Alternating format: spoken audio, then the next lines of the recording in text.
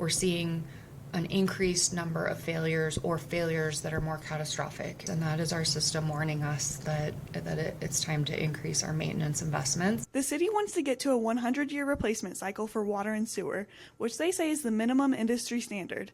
This means that 1% of each system would be replaced every year. On average, our current replacement schedule is right around 300 years for both of the utilities. So pipes in the ground don't generally last 300 years. Water rates would increase by 8% and sewer by 34%, both beginning on January 1st. That just means that water can see smaller increases up front because they do have a higher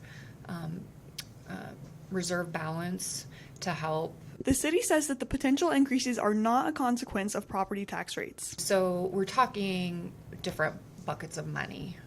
And so property tax feeds our general fund, and of course our utility enterprises are completely separate from the general fund. However, inflation has played a role. According to the city, it currently costs around $300 per linear foot for water main and sewer main replacement.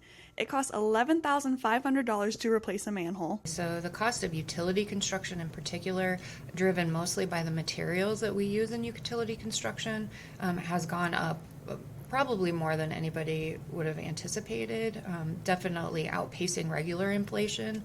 People said that they wanted to see how this money would be spent. We publish a very detailed budget for people to see that shows what all of the line expenses are for each of our funds, including the revenue fund. The city is also looking into tiered water rates, which they plan to present to City Council sometime in January or February. Tiered rates essentially mean that depending on your consumption, you may pay a different rate per gallon.